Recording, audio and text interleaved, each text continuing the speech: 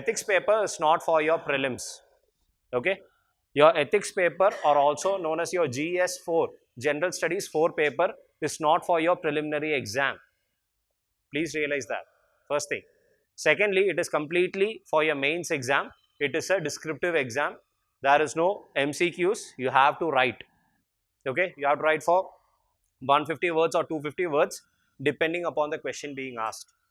First thing you need to know with regards to the ethics paper. Okay, it's not for your main, it's not for your prelims. It's a mains exam. You need to write in a descriptive manner. Clear? Then there are two parts to the ethics paper: the theory part and the case studies part. So the theory part, as you understand, like what you've learned in your college, various theories, various topics with regards to ethics, attitude, aptitude, ethics and human interface, probity, contribution of moral thinkers, ethics in public administration, etc., etc. These are the topics you'll be learning in the theory part. The case studies part are, what I mean by case studies is, they will be simply situations where you will be placed in, or where you will be put in, and where you will have to give a solution. For those of you who have attended an SSB interview, you may be familiar with this before. Okay. Otherwise, just know they will describe a situation. For example, you are the head of you are the collector and there is an issue. What will you do? Something of that sort. So your ethics papers divide between these case studies and divide between the theory part. With regards to the case studies, we'll be looking at it at last. Why? Because it's a spontaneous answer that is expected from you. All you can do for the case studies is have a bit of base knowledge on ethics and then write solutions. There is no material you can learn for case studies. But the theory part, they've given a 7-point syllabus with detailed, breakdown of various topics. So you need to talk about those various topics. You need to learn about those various topics. You need to understand what are the points mentioned in those various topics. With that, your theory part will be done. Okay. So coming to the theory, case studies we will discuss at the end of the entire ethics program. Coming to the theory part, there are 7 topics. We divide into 3 subtopics or 3 portions for easier comprehension: psychology, philosophy, and public administration. Public administration talks about the application of ethics in government. You know, with regards to corruption, with regards to policy making, etc., etc. That is ethics in public administration, or the public administration part of your theory. Then comes the philosophy of ethics. What we mean by philosophy of ethics is the origin of ethics, what is ethics, what are values, what are morals, etc., etc. That is what we talk about in philosophy. And also we'll be talking about various thinkers who gave their own ethical ideas or theories. Clear? That's what we'll be discussing.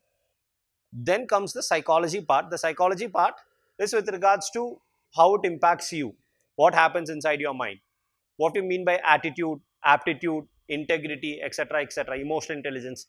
That's what we talk about in psychology.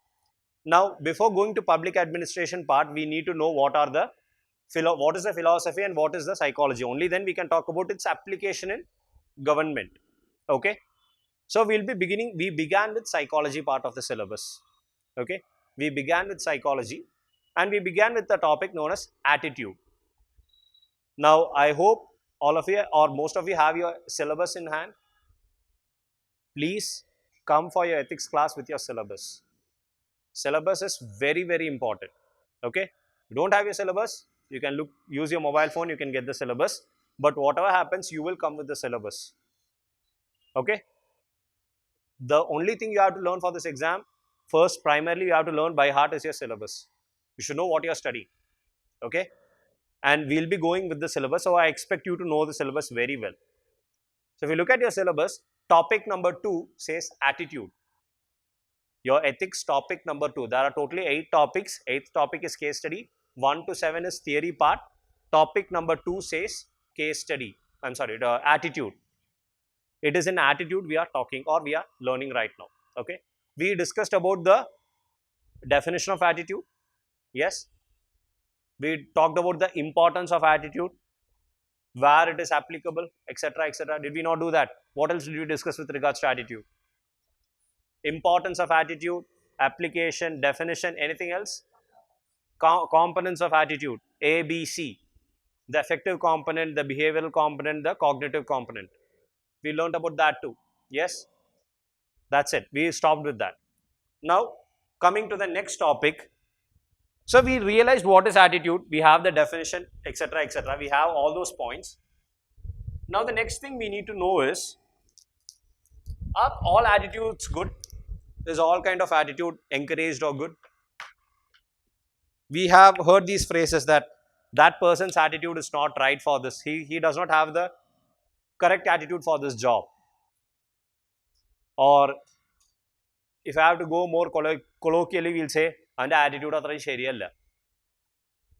എന്ത് ജാടയാടാ. These are all terms we've already used. Yes. So we've seen many phrases, many sentences where we use the word attitude. So there is a understanding that there is something known as a negative attitude, or an attitude which is not pleasant for everyone. Yes. Sometimes it can be directed towards us. Sometimes it can be directed towards others we know, or it can be against any person. So we realize that there must be a change in attitude. There must be a change in attitude. Yes. Let's talk about some examples of attitudes which are kind of poor or not good. Can you tell me an example or an instance where this attitude is not right in this situation? Yes.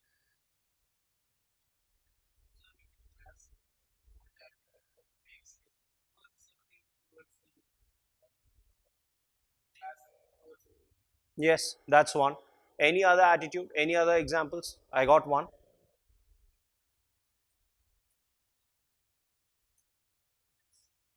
Arrogance. Let's talk. See, arrogance, I do take it, it's a very bad, it's a negative trait. But can you tell me the situation where arrogance is a bad attitude to have?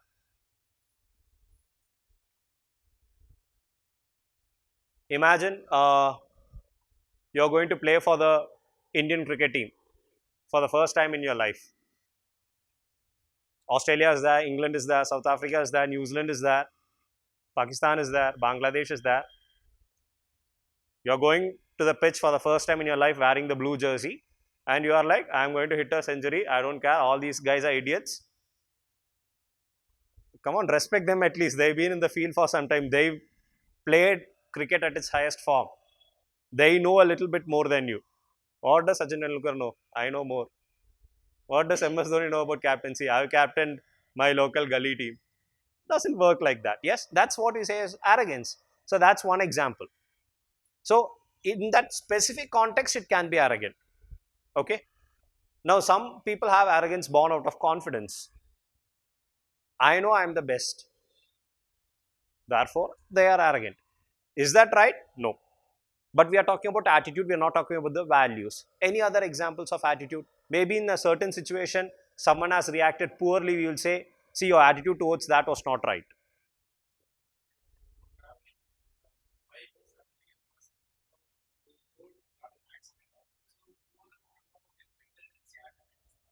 That is there. Or road rage. You're driving, someone cuts you off. And you raise your hands, your mouth, your lips start moving, your tongue starts waggling, some sounds start coming out of your vocal box. The other person's ear starts to bleed. It's a very poor attitude to have. Maybe that person, I don't know, I'm not saying it's right or wrong.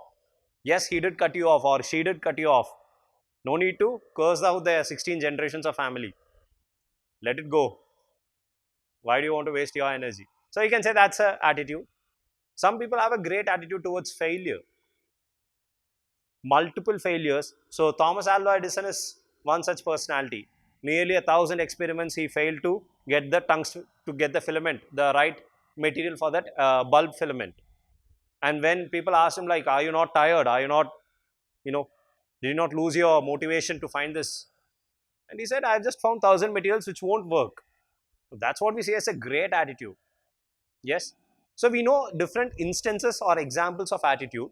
Now we need to realize that not everyone always will have a right attitude or a correct attitude. Sometimes we will have to change attitude.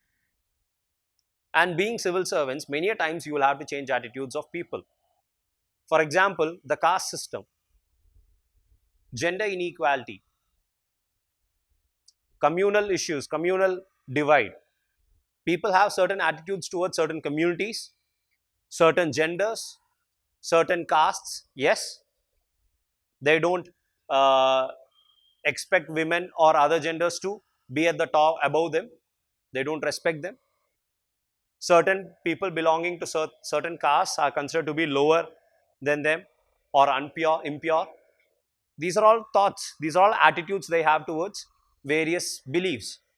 So being civil servants, being responsible civil servants, many a times the onus is upon you to change their attitude. How do you change the attitude? That's the point we are coming to. Okay. So we realized, or we talked about the components.